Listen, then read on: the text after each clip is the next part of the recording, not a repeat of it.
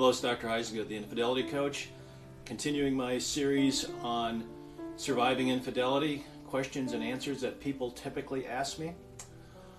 Today, a question that people typically ask me is, should I confront the other person?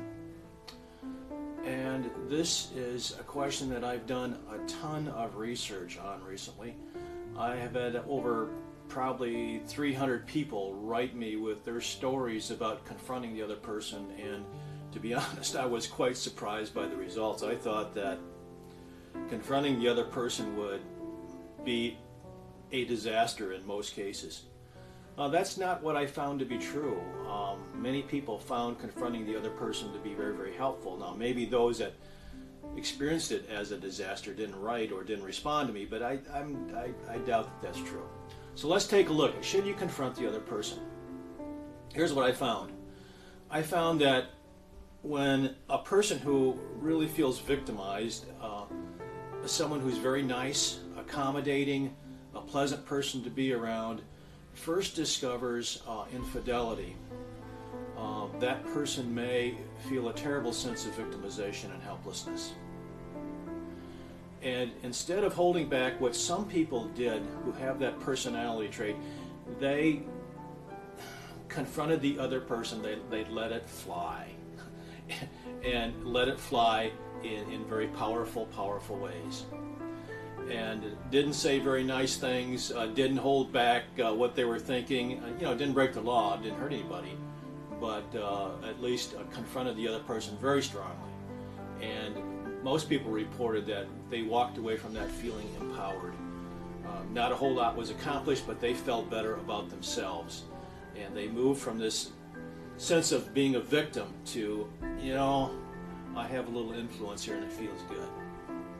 So that was an outcome of the research. Another outcome was that those who typically are reactive, are blunt, are bold, and who want to get in there and confront the other person initially, if that's a personality trait or personality pattern, I suggest you hold back on that.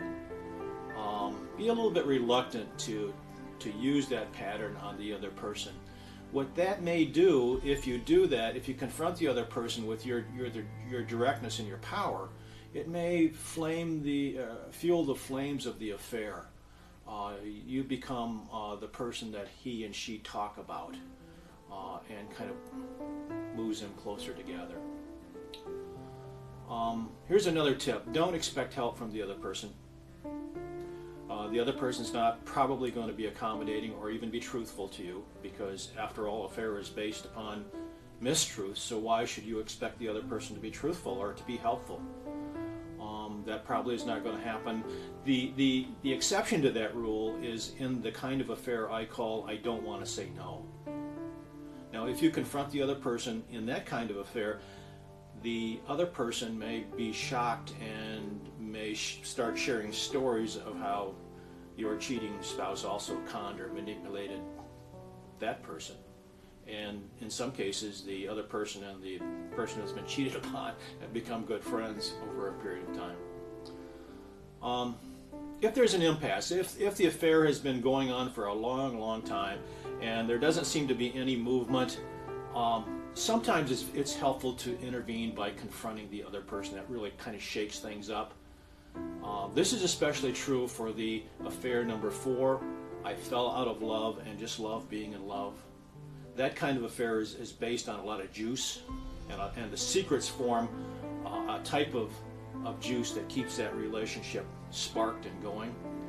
So sometimes by confronting the other person in the I fell out of love and just love being in love kind of affair, you take away the juice, you take away the secret, and the power of that affair is diminished at that particular point in time.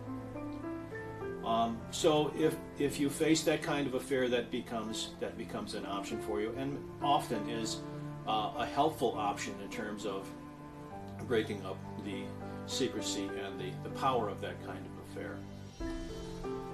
The final thing I want to say about confronting the other person is that it depends to a degree on the kind of affair that you're facing, and I mentioned 3 or 4 different kinds of affairs.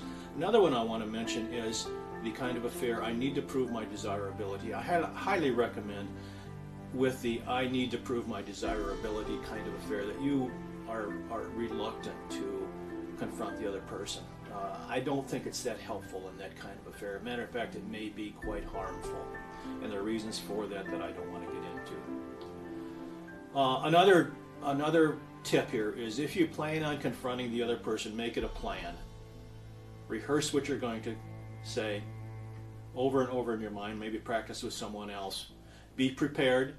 Imagine the different scenarios that might emerge, and go into it with an open mind, and be able to kind of hold yourself, as I call it, charge neutral.